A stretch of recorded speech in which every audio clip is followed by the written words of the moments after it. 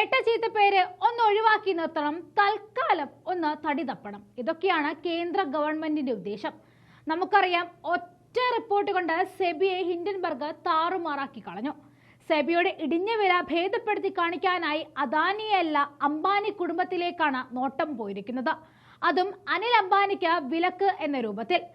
Reliance home ഫിനാൻസിന്റെ മുൻ പ്രധാന ഉദ്യോഗസ്ഥർ ഉൾപ്പെടെ മറ്റ് 24 സ്ഥാപനങ്ങളെ 5 വർഷത്തേക്കാണ് സെക്യൂരിറ്റീസ് മാർക്കറ്റിൽ നിന്നും സെബി വിലക്കിയത്.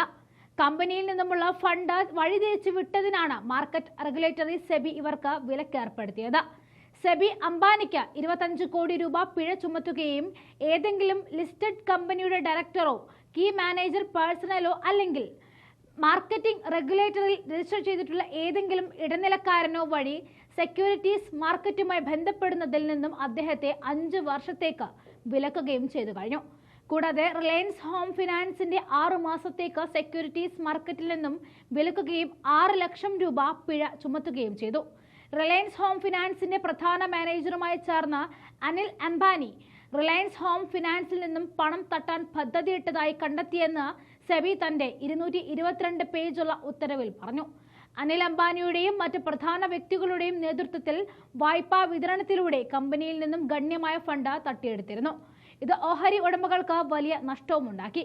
റിലയൻസ് ഹോം ഫിനാൻസ് ആയിരക്കണക്കിന് കോടികളുടെ നിരവധി ഗ്യാരണ്ടി പേയ്മെന്റ് ക്രെഡിറ്റ് വായ്പകൾ പല കമ്പനികൾക്കും അനുവദിക്കുകയും വിതരണം ചെയ്യുകയും ചെയ്തതായും സെബി കണ്ടെത്തി. ഈ വായ്പകൾ അനുവദിച്ചിരിക്കുന്നത് രേഖപ്പെടുത്തിയിരിക്കുന്ന ഈടുകളോ സെക്യൂരിറ്റിയോ ഇല്ലാതെയാണ്. അതും വായ്പകൾ ലഭിക്കാനുള്ള യോഗ്യത ഇല്ലാത്ത കമ്പനികൾക്കാണ് വായ്പ അനുവദിച്ചിരിക്കുന്നത്. 2019 ഫെബ്രുവരി 11 JPC ലോൺ നൽകുന്നത് അവസാനിപ്പിക്കാൻ റിലയൻസ് ഹോം ഫിനാൻസിന്റെ ബോർഡ് വ്യക്തമായ നിർദ്ദേശം നൽകി. പക്ഷേ ഗ്രൂപ്പ് തലവൻ എന്ന നിലയിൽ അനിൽ അംബാനി അനുവദിച്ച വായ്പകൾ ഉൾപ്പെടെ ഈ കമ്പനി വായ്പകൾ തുടർന്നും നൽകി. ബോർഡ് നിർദ്ദേശങ്ങളോട് കൂടിയ അവഗണന കമ്പനിക്കുള്ളിലെ നിയന്ത്രണ പരാജയങ്ങളുടെ തീവ്രത വ്യക്തമാക്കുന്നു. ADA ഗ്രൂപ്പിന്റെ ചെയർമാനും RHFLന്റെ ഹോൾഡിംഗ് കമ്പനിയുടെ പ്രധാന പ്രൊമോട്ടറും എന്ന നിലയിൽ വഞ്ചനാപരമായ വായ്പകൾ സംഘടിപ്പിക്കുന്നതിൽ അനിൽ അംബാനി നിർണായകമായ പങ്ക് വഹിച്ചു എന്നാണ് സെബി പറയുന്നത്. അദ്ദേഹത്തിന്റെ സ്വാധീനം പ്രയോഗിച്ച നിരവധി ലോണുകളാണ് വിവിധ കമ്പനികൾക്ക് ലഭിച്ചതും.